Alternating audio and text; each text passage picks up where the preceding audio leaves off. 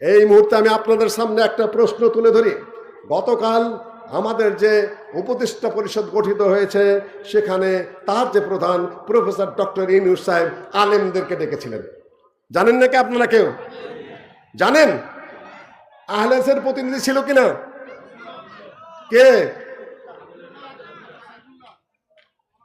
সাইফুল্লাহ আহলে হাদিস? Doctor Saifullah Saudi আরবে পড়ে এসেছেন, তিনি আমাদের সাথে উঠেন বসেন, আলহামদুলিল্লাহ, তার অনেক অবদান। কিন্তু আহলে হাদিস ঘরানার নন। আহলে হাদিস ঘরানা এখানে আমাকে আবার খেয়াল করায় দিও মাদানী সাহেবেরা, তোমাদের জন্য বলছি, প্রতিনিধি কে হওয়ার কথা? এই বাংলাদেশে জাতীয় পর্যায়ে কিংবা আন্তর্জাতিক পর্যায়ে যদি আহলে হাদিসের কোনো প্রতিনিধিকে ডাকা হয়, এক নম্বরে কাকে ডাকা হবে? কাকে? সর্ববৃহত্তর সংগঠনের প্রতিনিধিত্ব উনি করেন না। তার জ্ঞান বেশি, তার বয়স বেশি, তার লেখাপড়া বেশি। আমাদের মুরব্বী, এটা নিয়ে কোনো দ্বিমত নাই। আপনার যেটা বলছেন ওই অ্যাঙ্গেল থেকে রাইট। আপনি বৃহত্তর সংগঠন এবং প্রাচীন সংগঠন মনে করেন, তাহলে তার প্রধানকে যিনি থাকুন না কেন, তিনি চেয়ারের প্রধান। তিনি চেয়ারের প্রধান। তাহলে ডাকবে কাকে সরকার? একজন ডাকলে ডক্টর আব্দুল্লাহ ফারুককে ডাকবে, দুইজন ডাকলে তার সাথে সাথে গালেবকে ডাকবে।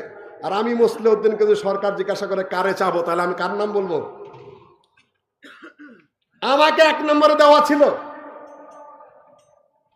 2 নম্বরে আব্দুল্লাহ বিন আব্দুর রাজ্জাক। হঠাৎ করে সে অফিস থেকে ফোন এসেছে 1টার পরে। আমি তখন সিরাজগঞ্জের প্রোগ্রামের দিকে যাচ্ছি, নিকট আত্মীয়, থতমত খেয়ে গেছে। বলছে আপনার নাম যে 1 নম্বরে এসেছে, আপনি নাকি ওখানে আহলে হাদিসের যারা নেতা আছে তাদের মধ্যে মুরব্বী নড়াচড়া করতে পারেন। তবে আর কে? বললো যে ডক্টর আব্দুল্লাহ বিন শেখ আব্দুল্লাহ বিন আব্দুর রাজ্জাক। আমি সাথে সাথে, তবে নিকট আত্মীয় বলে সে বিব্রত বোধ করেছে।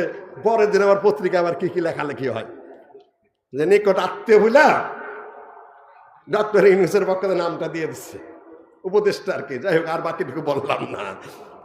এই জন্য আমি যে বিব্রত বোধ করছি, আপনি আসলে আমার পত্রপত্রিকায় মেলা লেখালেখি হবে যে জামাই শ্বশুরে এগুলা হয়ে গেছে। আমি বললাম তুমি এখন আমার নামটা কেটে দাও, আমার জায়গায় বৃহত্তর সংগঠনের যিনি নেতৃত্ব করেন ডক্টর আব্দুল্লাহ ফারুকের নাম দিয়ে দাও। দ্বিতীয়টা নিয়ে আর আমি কথা তুললাম না। আমাদের কমন সেন্স। আমি আমার নাম কেটে আরেকজনকে ঢুকেলাম, আর তুমি এত বাচ্চা ছেলে, তোমার কমন সেন্স ধরলো না যে প্রতিনিধি কে হতে পারে। এটা বিবেচনা নিজের পয়দা করতে হবে, শিখতে হবে। এগুলা মুখপত্র কে হয় একটা সংগঠনে, কোন দিকে, তোমার যোগ্যতা নিয়ে আমার কোনো দ্বিমত নাই, তোমার ব্রেন নিয়ে আমার কোনো দ্বিমত নেই। তবে তোমার কমন সেন্সের অভাব আছে। নিজেকে শুধরে নাও। কম ওইভাবে গঠিত হয় না, যার যার মতো মুখপাত্র হতে চলে না। ডক্টর আব্দুল্লাহ ফারুক আমার চেয়ে বয়সে কম, অভিজ্ঞতা আমার চেয়ে মেলা কম, তারপরেও তিনি বৃহত্তর সংগঠনের প্রধান। আমি আমার নাম কাটিয়ে তার নাম বসিয়ে দিয়েছি। শিখার চেষ্টা করো। একটা কম একদিনই গঠিত হয় না। চিন্তা চেতনা, বিবেচনা বোধ জাতীয় পর্যায়ে আন্তর্জাতিক পর্যায়ে আমাদের হতে হবে।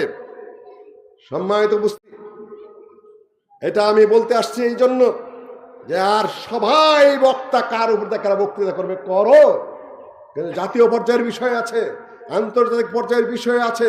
কোথায় যে কাকে ফেস করতে হবে সে ব্যাপারে তার মুখপাত্র আছে। সেদিন বলছিলাম ধানীখোলায় যে আওয়ামী লীগের 3 জন মুখপাত্র ছিল এক সময়, মাহবুব আলম হানিফ আর হাসান মাহমুদ সাহেব আর কাদের সাহেব। পরে 2 জনকে অফ করে দেওয়া হলো। কাদের সাহেব আধা মরা মানুষ, একাই অক্টোপাসের মধ্যে বেকাতারা হয়ে কইতে থাকতেন। জামাতের মুখপাত্র 1 জন, তাদের আমি ডাক্তার সাহেব। আর আহলে হাদিসের মুখপাত্র শেষ নাই। সবাই মহাপণ্ডিত। মহাপণ্ডিত হও, কিন্তু কথা বলতে যেও না। কোন জায়গায় কার কথা বলতে হবে সেটা তোমরা বুঝে বলার চেষ্টা করো, নাহলে জাতি ধ্বংস ছাড়া কখনো আগাতে পারবে না। কালকা ডাকলা, যাওয়া হলো, নাম আসলো, হাসির রোল পড়ে গেছে সারা দেশে। আহলে হাদিসের কোনো বয়স্ক মানুষ নাই, আহলে হাদিসের কোনো আলেম নাই, আহলে হাদিসের কোনো ফেস নাই। আমি তুমি আরো বড় হও দোয়া করি, কিন্তু অসময়ে কুকর্ম করো না, শেখার চেষ্টা করো। বলবে তুমি এরকম নাম ধরে বলো, হ্যাঁ নাম ধরে বাপ বেটার সামনেই বলি। কম অত সহজে গঠিত হয় না, কোনোদিনও ডাকা হবে না। আমি আমার নিজের নাম কেটে দিলাম, আর তোমার কমন সেন্স অ্যালাউ করলো না, তুমি কি করবা? সম্মানিত উপস্থিতি, মুখপাত্র ধানি খোলায় বলেছে সবাই মুখপাত্র সাজতে যেও না। মুখপাত্র কে হতে পারে তোমার এইখানে